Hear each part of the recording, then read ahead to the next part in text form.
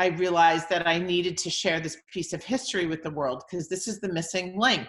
People don't understand that this came before the Love Ball. This came before Madonna's Vogue. This came before Malcolm McLaren's Deep in Vogue. This is before all that. This is September 1988. It is before Vogue came out in 1990. It is before Paris is Burning. This was before that. That film came out later. So this is a missing link in how voguing and ball culture helped come to popular culture. You see, this stuff is too good to be waiting so long. My name is Myra Lewis. I am the owner and the founder of Myra Productions.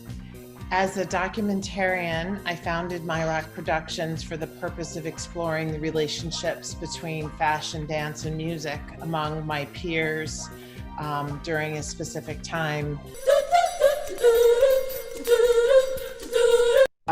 Hip hop kids started hanging out with the white kids, with the black kids, with the Latino kids. And there were the places they came together was in the street, on the piers, on the West Village and Christopher Street. They came together in dance clubs. They came together in, walking down the street and seeing each other. But things had been very, very segregated before that. And in the 70s, with the beginning of hip hop culture, that started to come downtown and merge with punk rock culture. And we had a whole explosion with, hip hop and punk rock culture meeting each other. Communication was person to person. It wasn't a social media communication. So it was what you saw on the street.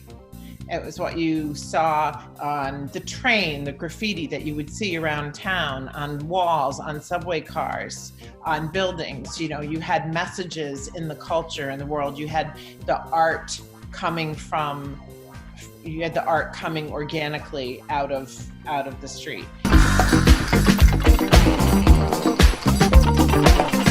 In New York City, or downtown West Village, on the river and extended out, they would be places for boats to dock. You can imagine long concrete piers that would serve as almost like a runway of the street. So people would gather together there and dance, and voguing battles would occur downtown like that all the time.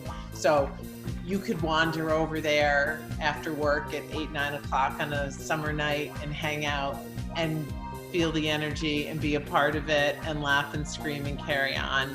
And start to, even as an outsider, you could start to become, a part of and experience something that you wouldn't otherwise be able to, because of the street and because of the change that came from the periphery.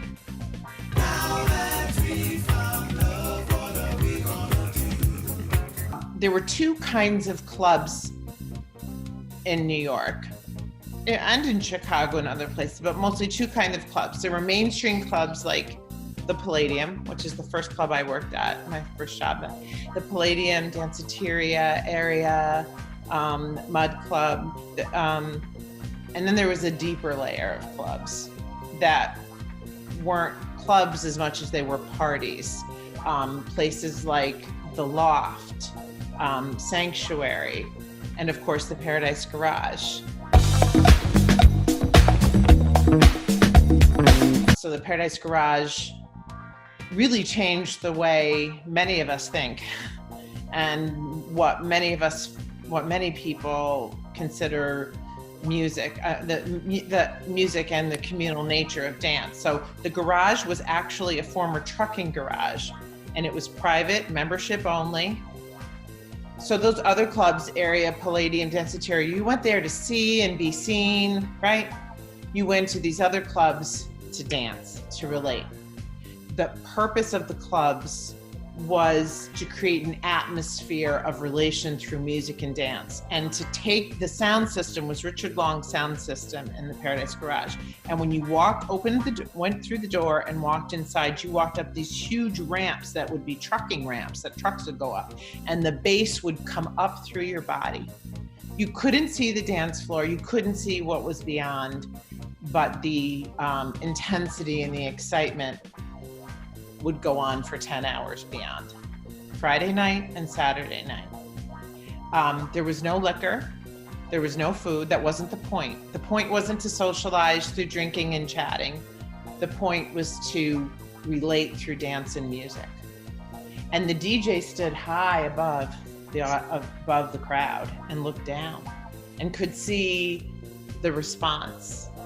Would stop the music and people would stop dancing, start chanting, start calling out, start the music again. So there was this relationship.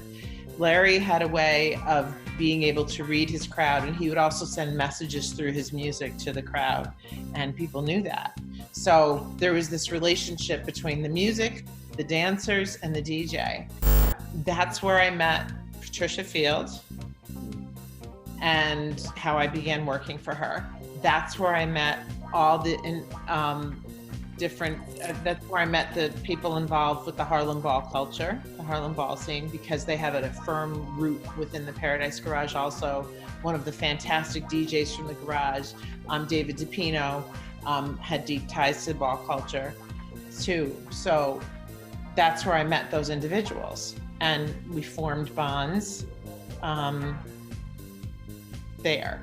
That's where it all came together for me. Patricia Field had this store on 8th Street that people would come into. People from fashion, from dance, from music, to do style magazines, to buy clothing, to get their looks for the nightclub. And there was a big mirror in the back of the store, and that's where we would vogue together. So this Patricia Field, who's an entrepreneur, Emmy award-winning costume designer, but mostly she, loved to create this. She loved to be a part of this, have this kind of joyful freedom around her. So, we felt safe in that store, and that store was a hub of activity. She had other store on 6th Avenue, another store in the Bowery later on, but in the 80s it was on 8th Street, and that place, as a focal point on the street, that was a physical home almost for us to come together and feel free and look how you wanted to look, when that wasn't the look in the rest of the world.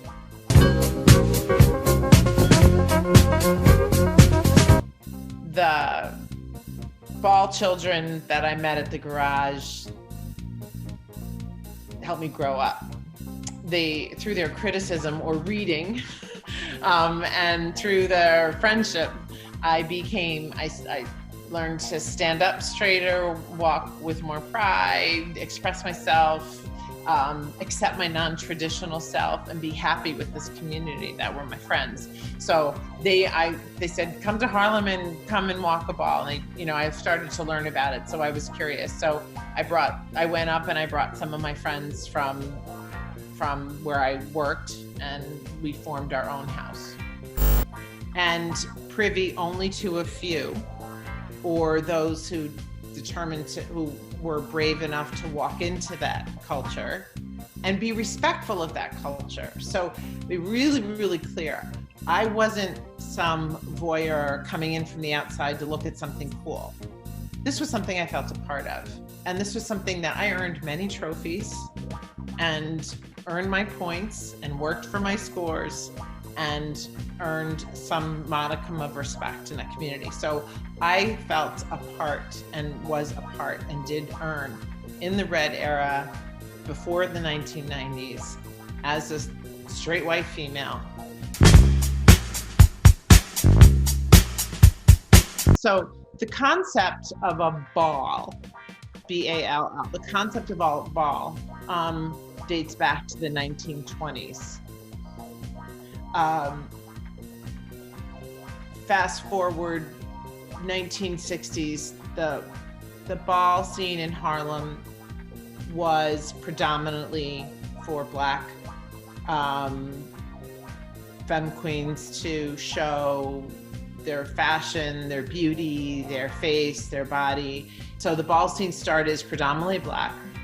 And through the 70s, the new Latino houses started to be formed, most notably House of Extravaganza. And then men started to walk for butch queen categories. So there were butch queen and femme queen categories. That was how it was divided. And there were some for, women and men, but there were butch queen, femme queen categories. And these competitions would take place every month or two. A different house would throw a ball. They would host it. So the hosting house would choose their own judges panel and their MC. And they would set the theme of the ball. There'd be a grand march in the beginning that the house would come out and show all the members. And the flyer or the list of categories would have been published or put out weeks before, so people could prepare their costumes. There was much preparation that went into preparing looks, costumes to meet these, to come and show your very best. This was the chance to come out and show it, earn it, and it wasn't always about winning, but it was about putting your best foot forward and best foot out there. So when I went to my first ball, I found it beautiful. The point was to demonstrate opulence and to beauty and to mimic what one might see in Vogue magazine, right? What one might see in mainstream culture. So the categories were quite mainstream. Face, body, model's effect, your ability to walk like a model. But then there'd be some quirky ones, like I was always fascinated with like leather versus suede. So somebody would be walking in leather and somebody competing in some suede outfit, and which one was better. There were things like that were so inventive and so fun. And the person would be judged by a panel of judges holding up numbers from 0 to 10, and lower numbers are considered a chop. Things look different now when people watch on television. It's judged differently, but back then they'd hold up numbers. The MC would maintain control of the room, and but you would walk from the back of the room forward, and then the noise from the crowd, the screaming, the interacting, and then you try to make the most creative walk and presentation of yourself alone in the middle of the floor. Now that we found love, what are we gonna do? So no, it was not a pretty time. Be ridiculed, yelled at, catcalled on the street, yelled at by cops, yelled at by construction workers. Threatened to be beat up. I have friends who were beat up and killed. So no, it wasn't like celebrated that you walk down the street, in high heels and hair down to your butt and fishnets. That wasn't celebrated then. Nobody was applauding for an extreme look. That was not what it was about. It's very different now, right? People are praising all different forms of expression. That was not it then. The culture then was very homogeneous. And if you didn't fit into somebody at a certain mold, you were an outsider, you were an outcast, and you were ridiculed. So we kind of created these bubbles around each other. Doors were not open. And despite the glamour that some of it sounds glamorous, or this sense of togetherness, there were the tough realities of being outsiders. So if a young person didn't fit into the mold that his or her family had, whether it be sexually, socially, if it didn't fit into that mold, these houses formed as a safety net and community for guidance, sometimes for food and for shelter, but as a place to solidify your own identity and to help accept yourself. We all come into this world needing acceptance, and one of the most basic human needs is to belong. So the house provided one of the most essential human needs.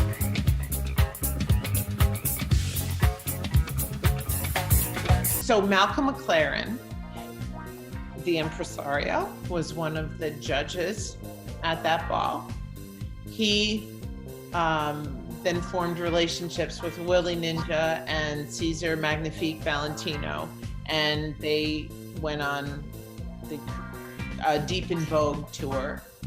Shortly after, Madonna was connected with the House of Extravaganza, Jose Extravaganza, and Madonna, created her song Vogue and everything that went into that. So there was the Deep in Vogue with Malcolm McLaren, there's Madonna's Vogue. That event opened up the possibilities for people to see. There were cameras flashing everywhere, video cameras everywhere. This became page 6 news. Page 6 of the New York Post was the fashion, what's new and happening section of the New York Post newspaper. And this was the first time a ball had been page 6 news ever. So it took the leap that things are steady for a while, and then there's an event and it punctuates and it changes, and then it's steady and then there's an event and it changes. So it's the same way in the fashion world, that things are steady. This punctuated, this event kind of was a punctuation or a shift, an eye opener that opened up new possibilities. The ball scene of Harlem was a rich, fashion, powerful world, and the downtown culture had its own, power and scene and look. So to marry the two was amazing.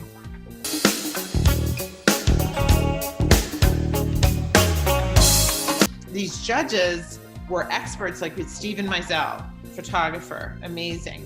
Diane Brill, New York socialite, muse of Andy Warhol. I mean, the most gracious, elegant woman of downtown 1980s that you could imagine. Betsy Johnson, over the top, exuberant fashion designer. Mary McFadden, high fashion, pleated skirt, decorous woman. Giorgio Santangelo, he invented this stretchy material, that we know, that the stretched clothing, but he wore a skirt with his tuxedo top. Who was Andre Leontali, the editor of Vogue magazine. Willie Ninja, who taught me to Vogue, who came to the store often. He was a part of the House of Field for a while, and he sat on our judges panel as well. And the judges were excited to be a part of see something new in fashion. So that was the point, was to show them something beautiful and new in fashion that they had never seen before. And that's what happened. But yeah, Marc Jacobs he competed in that ball. He was already, had an excellent career, was well known. And he describes that ball as a very freeing experience for him.